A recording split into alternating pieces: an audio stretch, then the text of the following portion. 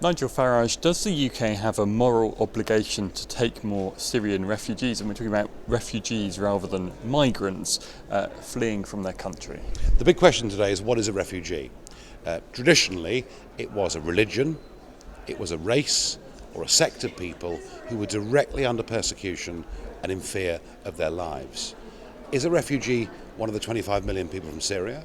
One of the 30 million from Afghanistan, one of the 8 million from Eritrea? If that's how we're drawing the bounds, then we've got a problem, because it means that countless millions of people will come over the course of the next 5 years. I think we need a complete redefinition of who a refugee is. And in the case of the UK, nearly 650,000 people settled in Britain last year, of whom only 4% were refugees. If we were controlling mass migration better, we'd be more sympathetic to the case of genuine refugees.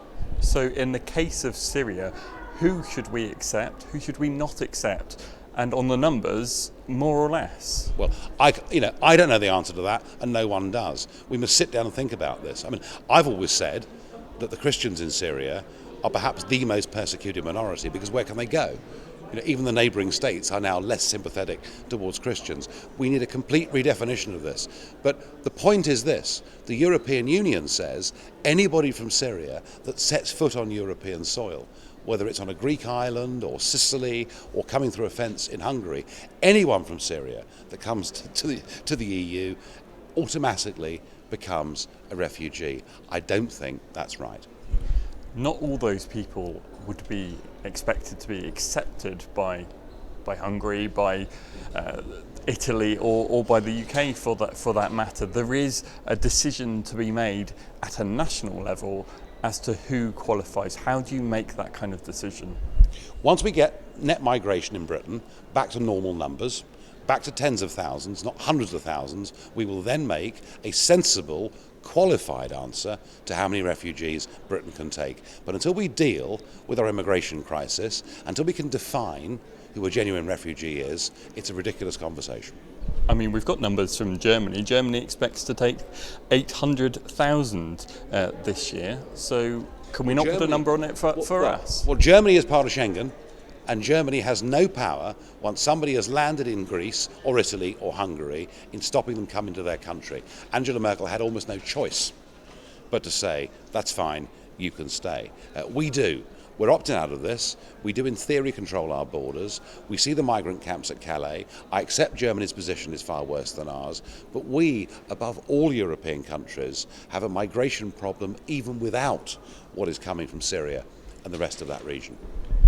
Do we have a moral responsibility, bearing in mind our intervention or lack of it in Syria? That's something to consider, isn't it? Well, thank goodness we didn't intervene in Syria.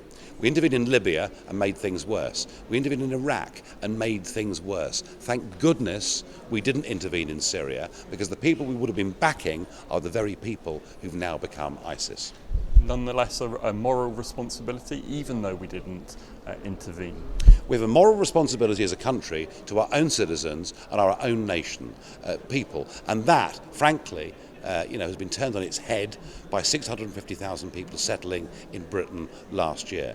I was the first party leader 2 years ago to say that I thought there was a case for giving certain groups of people from Syria refugee status, but that was before the numbers coming across the Mediterranean to Europe reach the hundreds of thousands every year. There is now, within the EU, no sensible definition of what is and what is not a refugee, and that is the first thing we must sort out. To what extent, then, do you stand by the comments you made back in 2013? Well, the moral principles of what I said were right, and they've been right for centuries, that Britain is a place that should be able to offer refugee haven to genuine people who are in fear of their lives. But you can't do that when an open door policy leads to hundreds of thousands of people a year coming into Britain and potentially millions coming into the European Union, most of whom should not be qualifying for refugee status.